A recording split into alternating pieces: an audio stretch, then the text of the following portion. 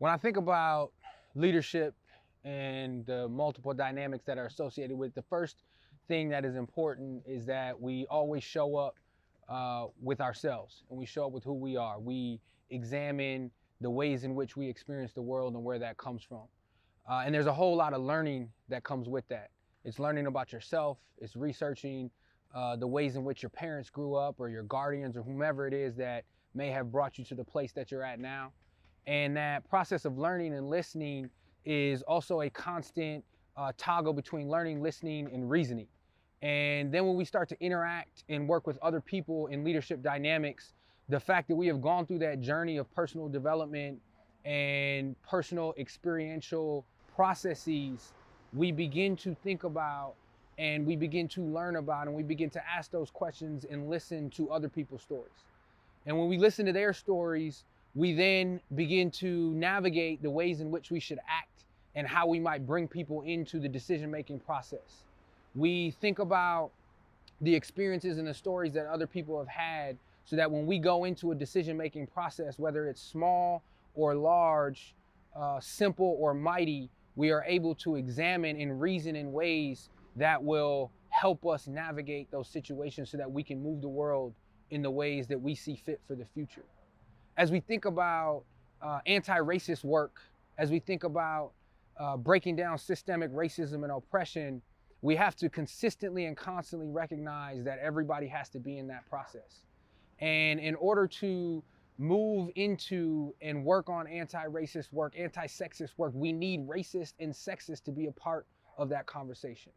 Some might be so far gone that we just can't bring them along, but those that are in this world that haven't had the chance to be exposed or have willfully pushed away from it, we need them to enter into the conversation. And without listening, without learning, without reasoning, we won't be able to do that. I mentioned that while also recognizing that it's so very important that when we are in conversation and when we are trying to move people in the directions that we see fit, we must never lose who we are. And we must never stop in a moment where we say, I'm going to compromise beyond my belief, beyond the core and personal values with which we hold, and never lose that identity and the identifiers that make up who we are. That is a key component in leadership. It's a key component in listening and learning. I recently wrote and composed a piece about my time as a regent here at the University of Minnesota when I led the presidential search for our now president, Joan Gable. And when I originally penned this white paper, I had titled it something along the lines of Reflections from a Millennial Who Led a Research One Presidential Search. And I later changed the title to Reflections from a Black Millennial Who Led a Research One Presidential Search. And it's very important that we add some identifiers that are important, particularly when we're talking about identifiers and individuals who've been left out of the conversation for so very long.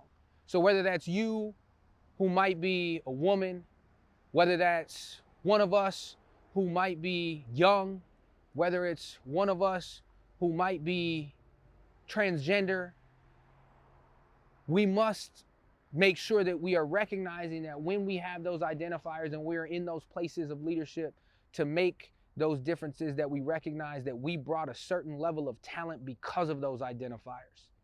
And we must use those identifiers in a way that is not a deficit, but rather a talent that shows up in ways that informs the decision we make and how we act. And that lesson, as I reflect on adding that one word, Black, makes a lot of people uncomfortable. I had people who wrote me saying, why did you have to say that you're Black? And I thought to myself, why didn't they ask me why I had to say I was a millennial? Or why didn't they ask me why I identified in the white paper that my parents are immigrants? But this word makes people uncomfortable. But as I mentioned earlier, we cannot shy away from that talent that is brought by being Black. That talent that is brought by being Latinx. That talent that is brought by being transgender. That talent that is brought by being a woman. That talent that is brought by being a younger person than is typically in the decision-making process. So my hope is that as we move through these situations of leadership, small or large, that we continue to learn, that we continue to listen, that we continue to reason, but never lose who we are, never lose our core values, and lean into those talents that you have that in so many ways, in unfortunate ways, are not looked at as talent, but rather deficits.